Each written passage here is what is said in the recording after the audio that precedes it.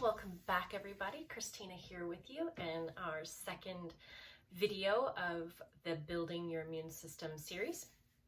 I am sitting back in my really pink room. Still haven't got the paint to paint my office because my younger daughter and I started sewing in here. So, you know, we're just all doing the best that we can during this global pandemic and the order to stay at home. So I hope you're not expecting too much, and I hope you'll offer some grace for the pinkness. Okay, so today in our series, we are talking about food. Now, food is an absolute passion of mine. For decades now, I have studied food, studied nutrition, studied how food works with our bodies to bring in healing. I firmly believe the notion of let food be thy medicine and medicine thy food. I've seen it work over and over again. So how do we partner with our bodies and food to build our immune system? That's what we're talking about today. What we should be eating and what we shouldn't be eating. So at the end of our video last time, I had brought in this idea of the big three. And the big three is gluten, dairy, and sugar. And those are the foods that we want to get rid of. So we're going to dive more deeply into that today.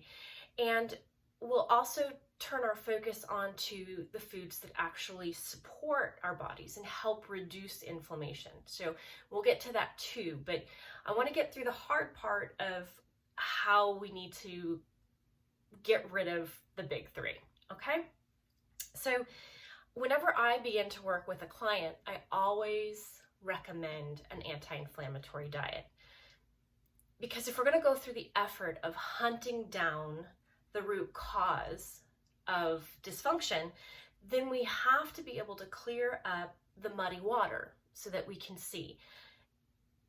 Because if the body is highly inflamed, we can't see what's actually causing the downstream symptoms, okay?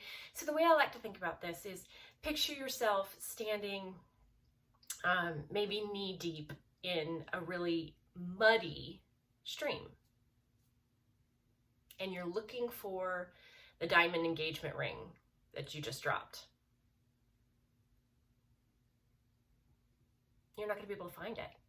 You can't see through the muddy water to that most precious ring, right? So as we clear out foods that affect, even cause inflammation, that's going to clear the water. So now picture yourself standing in a mountain spring, in a stream that's fed by a mountain spring, and it's beautiful and clear. And if you drop the same diamond engagement ring, you're probably going to find it. You're going to be able to see to where it fell. Make sense? So we're really looking for root cause when we're dealing with inflammation or symptoms of dysfunction, okay? And the big three is where I always start. So I'm going to give you a little breakdown of each one. Gluten. Gluten is a protein found in a lot of cereal grains. So we're talking wheat, rye, spelt, barley, those kinds of grains. It has two main proteins in it. Those are glutenin and gliadin. Gliadin is actually the protein that most people are responding to or having reactions to. And I want you to think about when wheat, if you've ever made bread, when wheat is mixed with water, you activate that protein, and that gluten creates a sticky network, so to speak, that gives the dough elasticity and will help the bread rise in the oven to bake, right? The issue is that those glue-like structures or that stickiness actually sticks in our guts as well. And that gluten interferes with the tight gap junctions in our small intestine. If you recall, those tight gap junctions are there to keep large molecules of food out of our bloodstream. But they're open to allow small molecules that have been broken down to pass through and be absorbed, okay? So gluten causes the tight gap junctions to begin to open wider, causing inflammation. So they're opening wider. And then the gluten molecules that are generally too large to pass through the tight gap junctions can pass through. And those proteins then get into our bloodstream. When that happens, our immune system comes in, sees the protein as invaders, and calls to action the inflammatory response. That's where we're getting the inflammation from. If you are celiac, it's even worse. So with a celiac, gluten is so aggravating to the gut that within the small intestine, there are these tiny little microscopic wavy fingers all along the lining of the small intestine. They're called villi. And gluten, they're there, okay, to kind of wave about in the gut contents and to begin to pull out the nutrition from the food and allow our body to begin to absorb and uptake all of the goodness that food should be bringing in.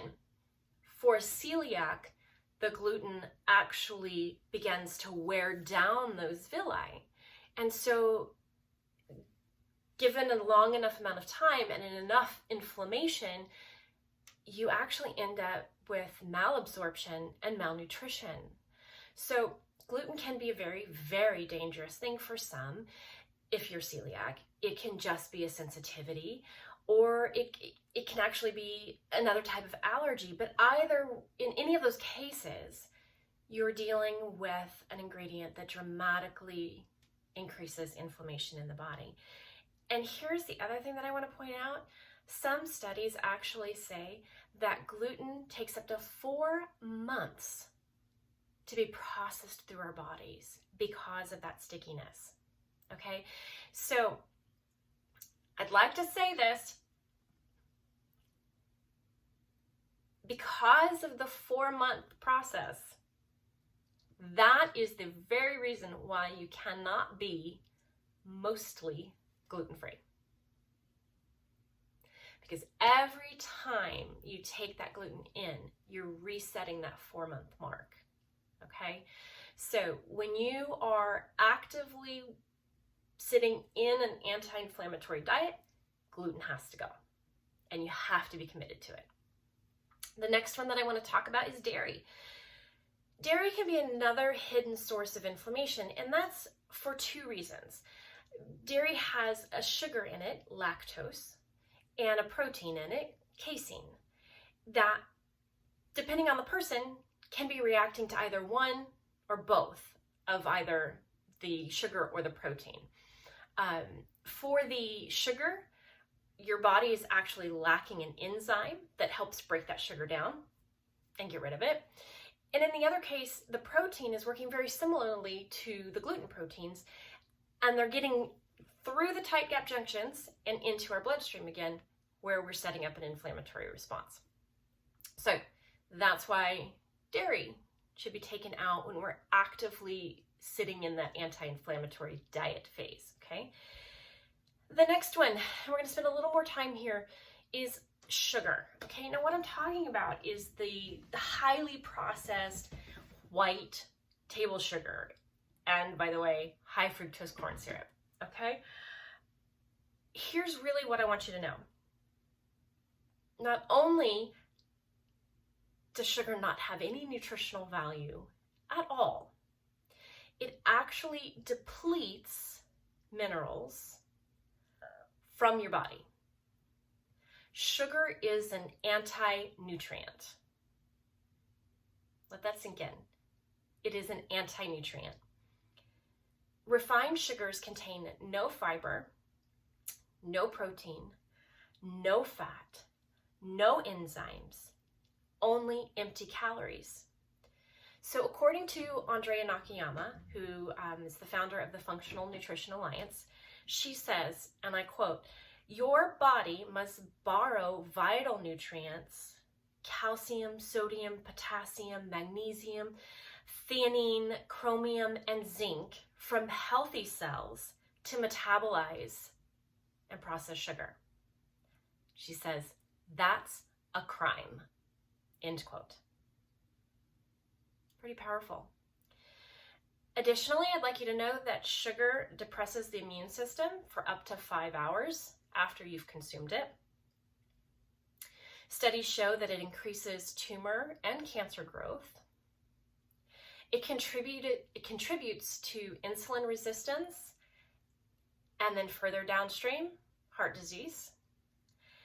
And it actually affects your brain chemistry. It affects serotonin levels, dopamine, beta endorphins. So if you're dealing with depression and anxiety, sugar is like the number one thing to get rid of, okay? So gluten, dairy, and sugar, those are our big three. And I want you to stay away from those. That being said, that can be really overwhelming to some people. For me, I'm a jump in, get it done kind of gal. But that doesn't work for everybody, and I fully understand that. So what I want you to do is just sit with the information, start making some real intentional choices, and maybe for you, choose one that you need to get rid of.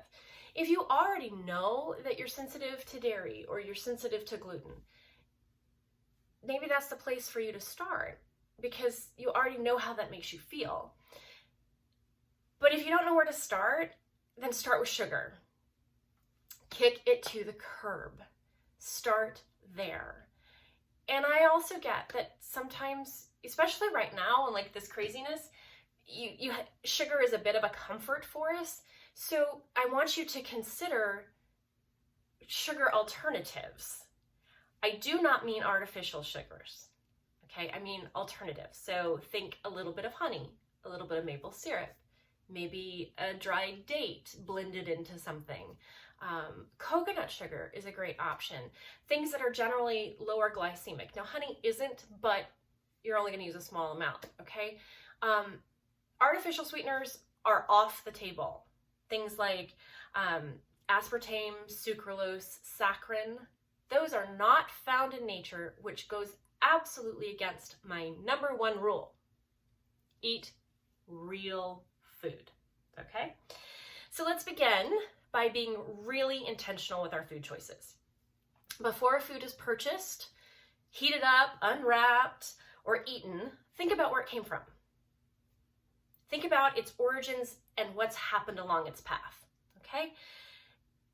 To determine, because I want you eating whole foods, real food, whole foods. So to determine if a food is a whole food or not, I have a series of questions that you can ask yourself. Can I imagine it growing? So it's really easy to imagine a cornfield or an apple orchard.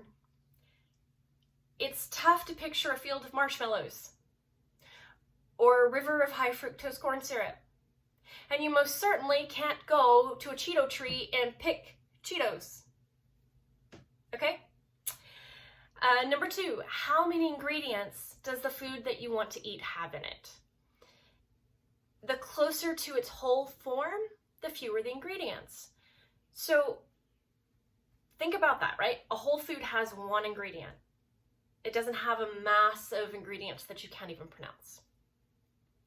Number 3, what's been done to the food since it's been harvested? The less is better, obviously, right? Most packaged food has been stripped, refined, denatured, bleached, injected, hydrogenated, chemically processed, irradiated, and gassed. I'm not even joking. So modern foods have literally had the life taken out of them. You are trying to put life back into your body, so don't go to processed foods. Again, if it's got a massive list of ingredients, that is not whole food. Number 4, is what you have in front of you part of a whole food? So think about juice, like orange juice is part of an orange. Olive oil is part of an olive. If given enough time where you're not eating ever the whole foods, your body will actually begin to crave, to desire the whole food part. It's very own wisdom that causes that craving to begin to happen. And here's another one. How long, this is number 5, if you're counting, how long has the food been known to nourish human beings? So I don't know if you're familiar with the work of Michael Pollan, but I absolutely think he says it best, and it just kind of makes me laugh. So I'm going to read this quote from a Time magazine article from 2006. And he says, and I quote, "Don't eat anything your great-great-great-grandmother wouldn't recognize as food. Imagine how baffled your ancestors would be in a modern supermarket. The epoxy-like tubes of Go-Gurt, the preternaturally fresh Twinkies, the vaguely pharmaceutical vitamin water. Those aren't foods, quite. They're food products. History suggests you might want to wait a few decades or so before adding such novelties to your diet. The substitution of margarine for butter being the classic case in point." He goes on to say, "My mother used to predict they would eventually discover that butter was better for you. She was right. The trans fatty margarine is killing us. Eat food, not food products." End quote. So, once we've thought about whole foods and how we want to think about them, right? Are we eating part or whole? Then we can go on to really coming up with a list of ways to build our immune system by eating foods. And again, we could dive really deep here, but I want to just keep it on the surface level. So here are my number 10 plus a bonus, okay? Eat what's in season. That really supports this notion of chaos theory. I mentioned that in our previous video, where we eat a variety of food. We eat the rainbow. We're trying to make sure we're getting all the colors of the rainbow in our diet every day, or at least every week, okay? So eat what's in season, then that changes, and that just actually adds the chaos theory that we need.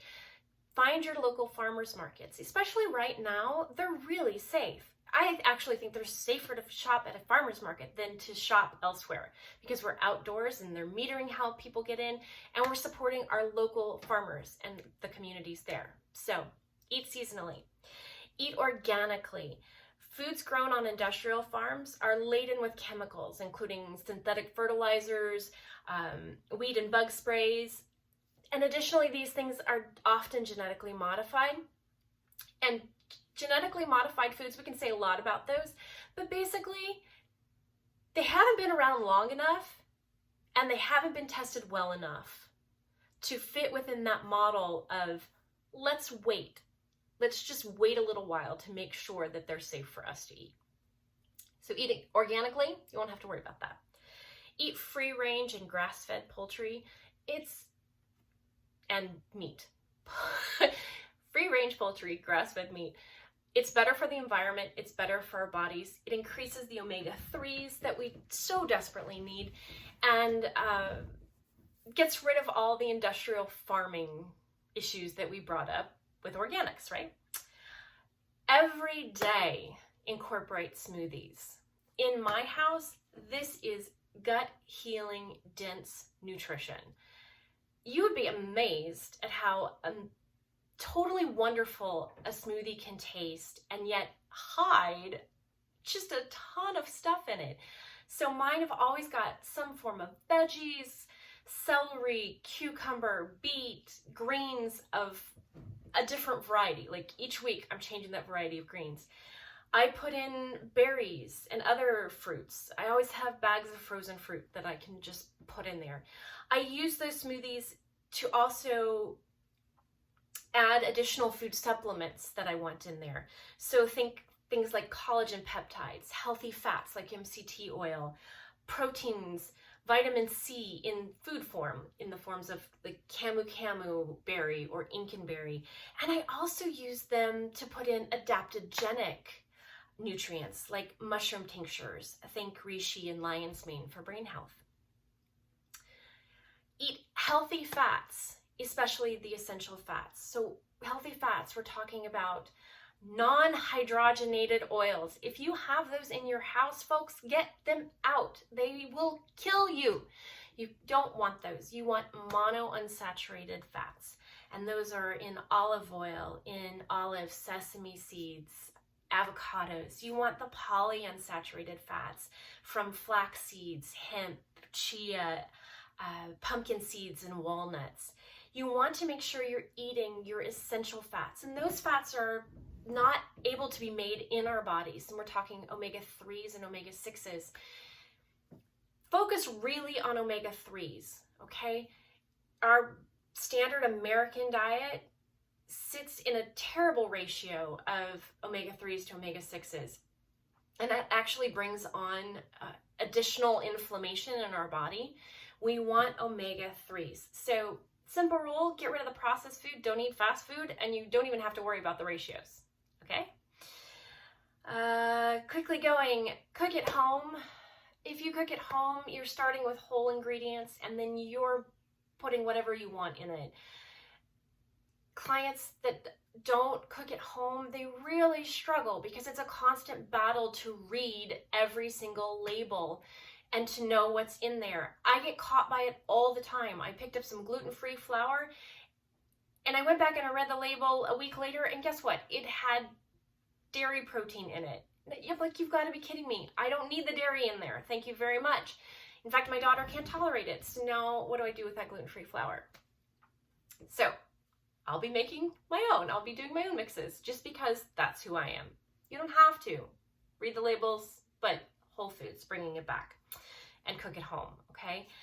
Eat prebiotics. Everybody knows about probiotics, but prebiotics is a fiber, which is inulin, that is found in some foods, and we actually can't digest it, but it is food for our microbiome, our microbiota in our guts, and they digest it and stay healthier because of it. Eat your probiotics. Think of probiotics as a way of increasing the good guys. I try to incorporate several probiotics every single day.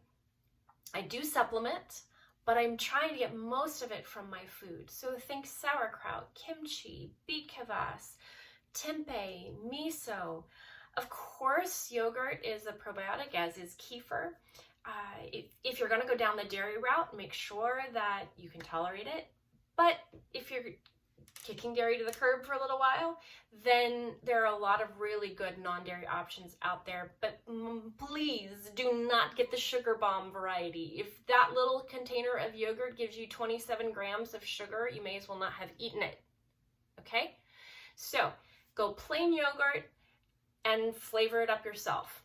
Fresh berries, fresh seeds, a little bit of honey. Sky's the limit. You put in the sweetness that you desire. Okay, and my last couple, eat mindfully. Just pause. Chew your food. Slow down. Think about the food that's on your plate, which transitions us to eat with gratitude. Have you ever thought about what it took to get that plate of food in front of you? Who grew it?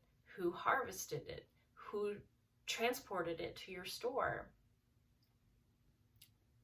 Take a minute. Be thankful. Offer a prayer of gratitude or good, warm, healthy thoughts to the people who have worked so hard to get that food in front of you. And lastly, here's my bonus one. grow your own food.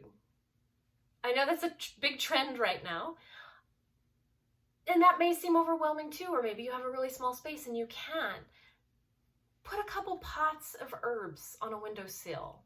You don't have to do much more than that. If you can put in a garden, great. There's, if you can throw in a tomato plant, wonderful. There's just something about growing our own food that connects us to something greater. So consider that. All right, that's it for today. This is about 5 minutes longer than I wanted this video to be, but it's about food. And once I start talking, I can't stop. So I hope you all are well. If you have any questions or you're interested in putting a more specific plan together for you, I am available. You can email me. You can find my email on my website at www.anissawellness.com. There's a contact form on there. I would love to hear from you, and let me know how you like these videos. I hope they're useful to you. The next one is all about hydration and the importance of staying hydrated. So we're going to talk about that next time. I'll try to make the video a little shorter. All right, bye y'all.